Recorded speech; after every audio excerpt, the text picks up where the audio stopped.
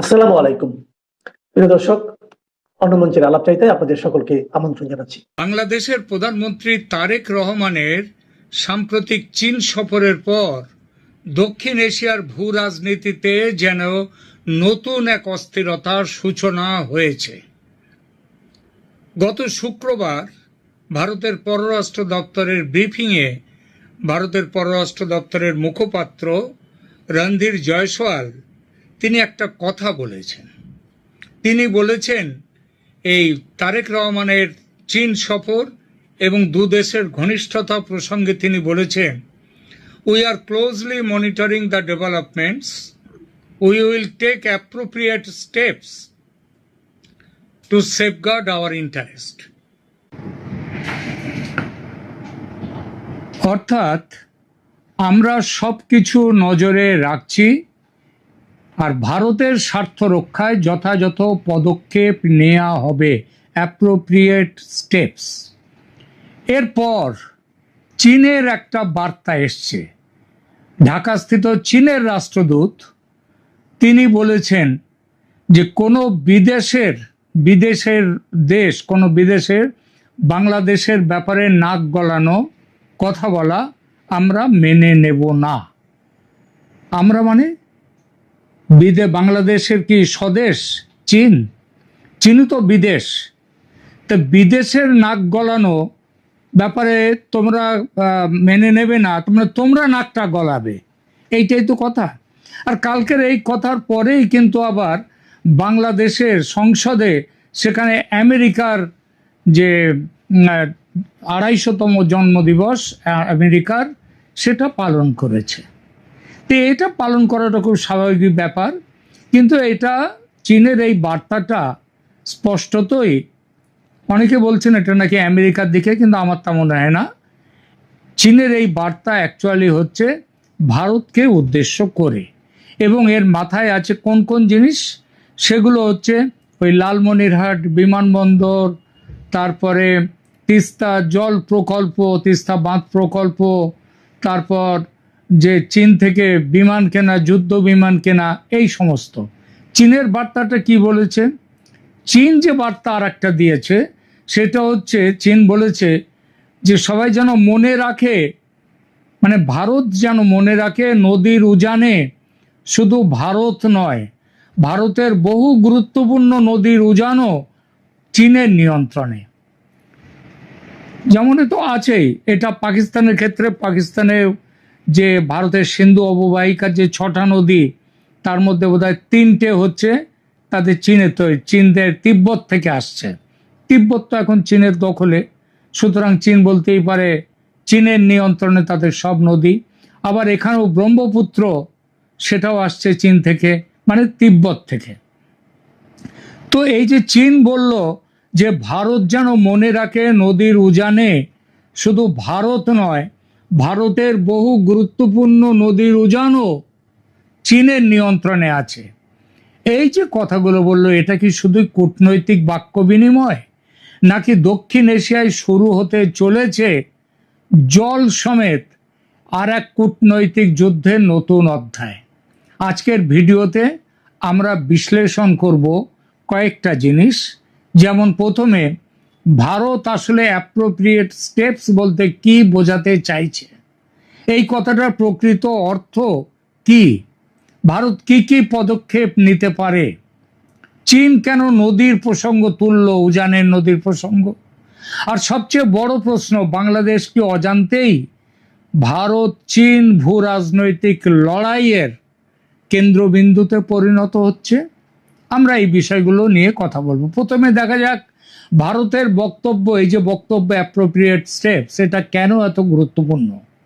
সাধারণত পররাষ্ট্র মন্ত্রণালয় খুব মেপে ঝুঁকে কথা বলে, প্রত্যেকটা শব্দ মেপে কথা বলে।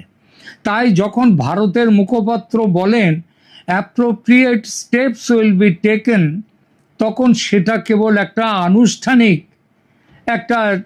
একটা সাধারণ মন্তব্য নয়। কূটনীতির ভাষায় এর অর্থ ভারত পরিস্থিতিকে নিরাপত্তা ও কৌশলগত দৃষ্টিকোণ থেকে গুরুত্বের সঙ্গে বিবেচনা করছে।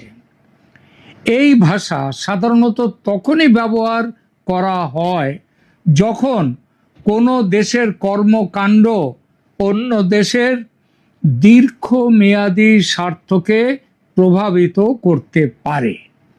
এই অ্যাপ্রোপ্রিয়েট স্টেপস এটা কি হতে পারে? অনেকেই মনে করেন এর অর্থ যুদ্ধ। আমি তা মনে করি না। ভারত যুদ্ধের কথা এখানে বলেনি, কিন্তু যুদ্ধ ছাড়াও রাষ্ট্রের হাতে অসংখ্য শক্তিশালী অস্ত্র থাকে। আর ভারতের মতো বড় রাষ্ট্র বাংলাদেশের কাছে, তো ভারত অনেক বড়, তো সেই অস্ত্রগুলো কি হতে পারে? এক, বাংলাদেশের সঙ্গে বাণিজ্যে কড়াকড়ি আরও বাড়তে পারে। দুই, সীমান্তে আমদানি রপ্তানির ওপর নিয়ন্ত্রণ এবং সীমান্তে কড়াকড়ি ব্যবস্থা ভীষণভাবে আরও বড়ভাবে পুশ ব্যাক সেগুলো হতে পারে। এবং এমনও হতে পারে যে সীমান্ত টোটালি বন্ধও করে দিয়ে দিতে পারে ভারত। তিন, কাস্টমস ও ট্রানজিট ব্যবস্থা কঠোর করতে পারে। চার, কূটনৈতিক চাপ বৃদ্ধি করতে পারে। পাঁচ, যৌথ প্রকল্পের গতি, যৌথ প্রকল্প অবশ্য বেশিরভাগই বন্ধ রয়েছে, কিন্তু তাহলেও কিছু তো কমে আছে, কিছু চলছে এখনো, ভারত বাংলাদেশে এখনো চলছে কিছু, তো সেই যৌথ প্রকল্পগুলোর গতি কমিয়ে দিতে পারে। এই সবই আন্তর্জাতিক সম্পর্কের স্বীকৃত উপায়। এবার আসা যাক, জল কি ভারতের হাতে একটা কৌশলগত অস্ত্র? এখানে বিতর্ক শুরু। ভারত ও বাংলাদেশের মধ্যে রয়েছে গঙ্গা, তিস্তা, ফেনী, যমুনা সহ বহু আন্তঃসীমান্ত নদী। গঙ্গার জল বন্টন চুক্তির মেয়াদ ভবিষ্যতে এই বছরই ডিসেম্বরের সম্ভবত 16 তারিখে শেষ হয়ে যাচ্ছে। এখনো কিন্তু কথাবার্তা শুরুই হয়নি নবীকরণ নিয়ে, নবায়ন নিয়ে, চুক্তি নতুন করে চুক্তি করা নিয়ে কোনো কথা এখনো এগোয়নি। তিস্তা নিয়ে এখনো কোনো চুক্তি হয়নি, কথাও চলছে না। তাহলে প্রশ্ন, ভারত কি জলকে কৌশলগত চাপের উপায় হিসেবে ব্যবহার করবে? তাত্ত্বিকভাবে নিশ্চয়ই করতে পারে। রাষ্ট্রের হাতে একটা নীতিগত বিকল্প এটা হতেই পারে, কিন্তু বাস্তবে বিষয়টা বেশ জটিল।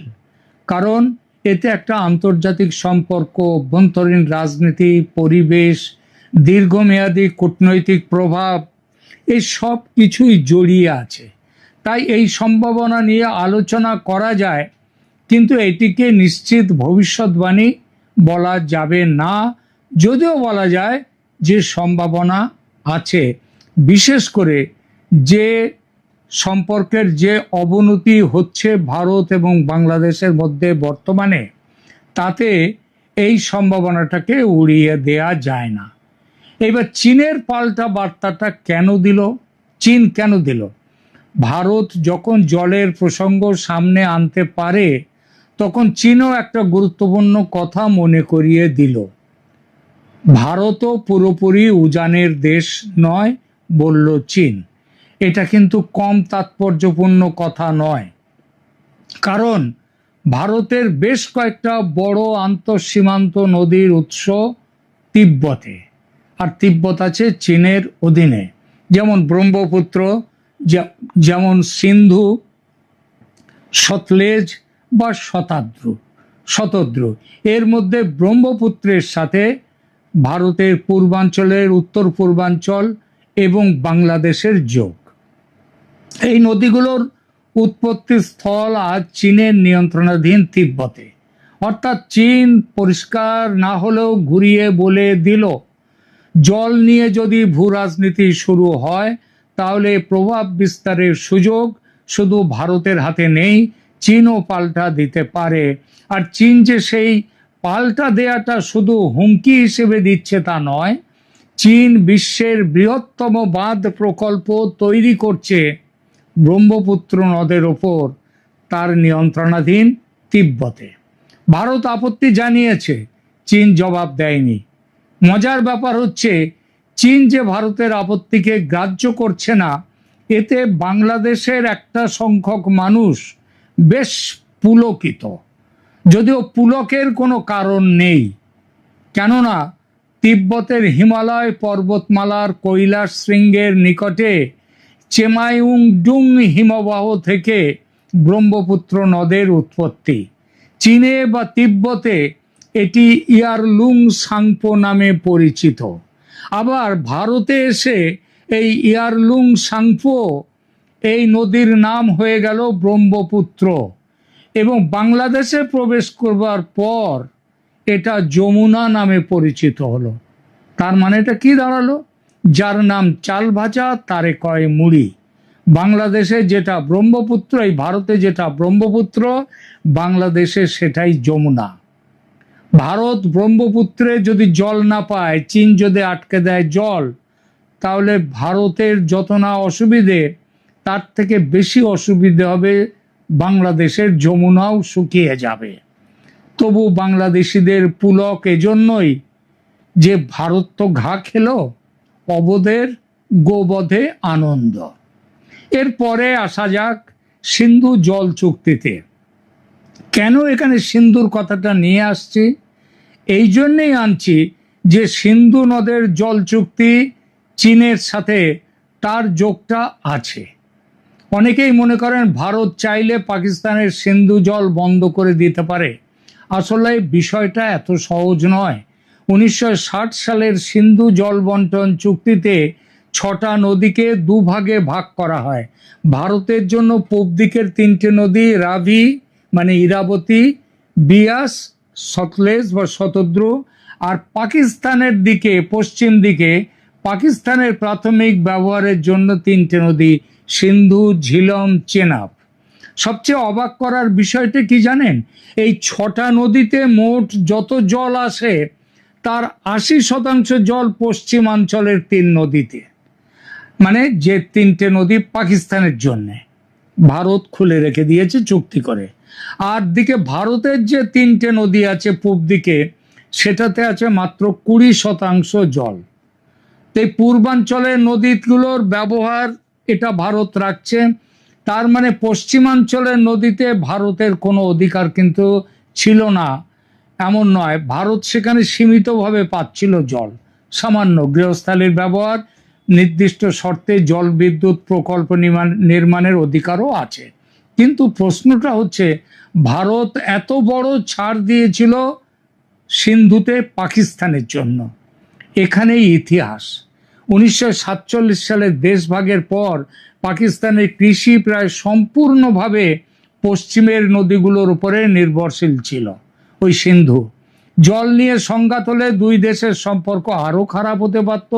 তাই বিশ্ব ব্যাংকের মধ্যস্থতায় এমন একটা ব্যবস্থা গড়ে ওঠে যাতে দীর্ঘমেয়াদে বড় ধরনের সংঘর্ষ এড়ানো যায়। কিন্তু আজ 60 বছরেরও বেশি সময় পরে ভারতের বহু কৌশলগত বিশ্লেষক প্রশ্ন তুলছেন, ভারত কি খুব বেশি ছাড় দিয়েছিল? এই বিতর্ক চলছে। বাংলাদেশ এই বিতর্কের মধ্যে কোথায় দাঁড়িয়ে?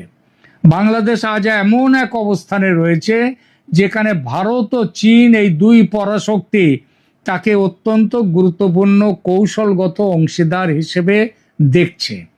পাকিস্তানের কথাটা এজন্যই বললাম, পাকিস্তানের ওদিকে সিন্ধু নদের জল নিয়ে যদি ভারতের সাথে সম্পর্ক পাকিস্তানের আরো খারাপ হয়, ভারত যদি জল না দেয়। প্রসঙ্গত বলি, ট্র্যাক 2 আলোচনা চলেছিল ভারত পাকিস্তানের মধ্যে, যাতে সিন্ধুর জল বিনিময়টা আগের জায়গায় ফিরে যায়। ভারত সেটা মানেনি। চীন সেইটা সেখানটায় এই চাপটা দিচ্ছে। কিন্তু এইটা যদি ব্রহ্মপুত্রের ক্ষেত্রে হয়, ব্রহ্মপুত্রে চীনের বাঁধ এখনো তৈরি হয়নি। তৈরি হতে এখনো অনেক দিন, অনেক বছর সময় লাগবে। আর বাংলাদেশের তিস্তার জল চাই এখনই। সুতরাং পাকিস্তানে যদি সিন্ধু অববাহিকার জল নিয়ে ভারত তার জায়গা না ছাড়ে, তাহলে তিব্বত যদি ব্রহ্মপুত্রে যদি বড় কিছু করে, সেটাও ভারতের কাছে বড় কোনো আঘাত কিংবা তার কোনো এ পড়বে না, ফলাফল তার উপরে আসবে না। সেই জন্যেই সিন্ধু নদের কথাটা এখানে বললাম। দুই পরাশক্তি চীন এবং ভারত দুটোই বাংলাদেশকে অত্যন্ত গুরুত্বপূর্ণ কৌশলগত অংশীদার হিসেবে দেখছে।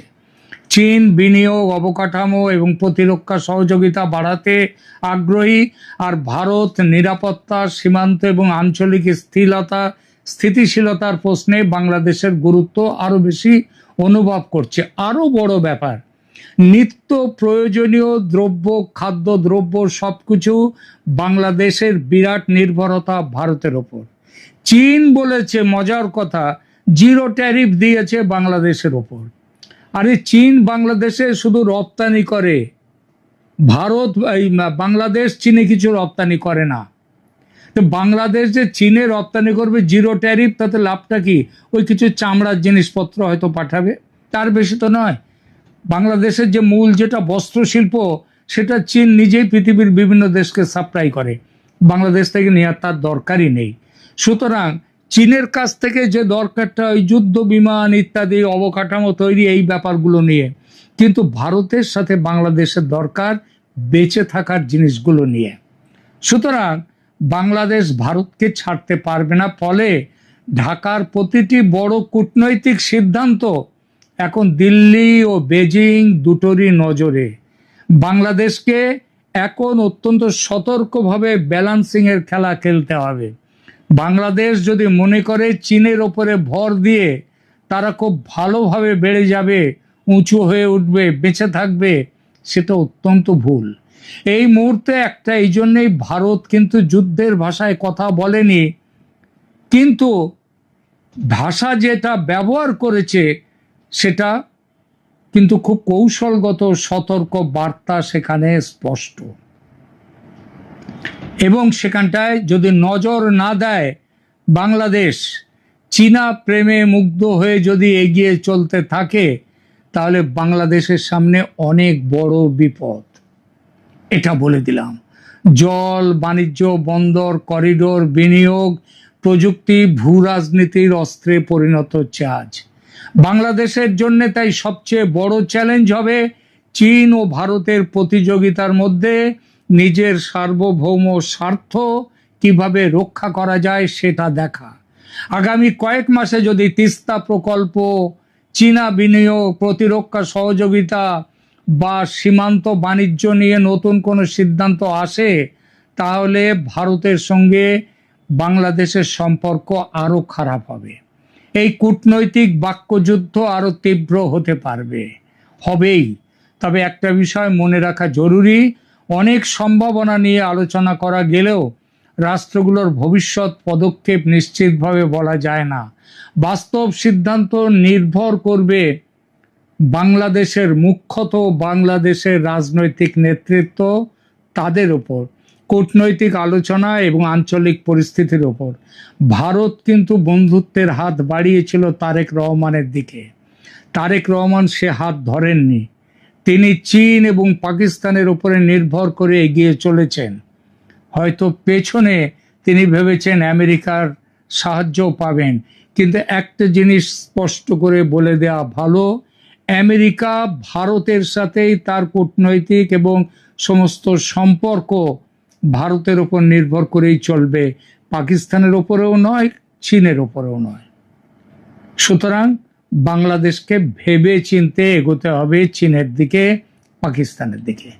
প্রিয় দর্শক, আপনার কি মনে হয় ভারতের অ্যাপ্রোপ্রিয়েট স্টেপস কি কেবল একটি কূটনৈতিক সতর্কবার্তা, নাকি এটি ভবিষ্যতের অর্থনৈতিক ও কৌশলগত চাপের ইঙ্গিত? আর চীন যে নদী সংক্রান্ত পাল্টা মন্তব্য করলো, যে ভারতও যেন মনে রাখে যে সেই একমাত্র উজানের নদী তার নেই, উজানের দেশ নয়, অর্থাৎ ব্রহ্মপুত্রের কথা এবং পশ্চিমে সিন্ধুর কথা মাথায় রেখে হয়তো বলেছে চীন। কিন্তু চীনের নদী সংক্রান্ত এই মন্তব্য, এটা প্রতীকী বার্তা নাকি দক্ষিণ এশিয়ায় নতুন জল যুদ্ধের সূচনা? এই বিষয়ে আপনার কি মতামত অবশ্যই কমেন্টে লিখুন।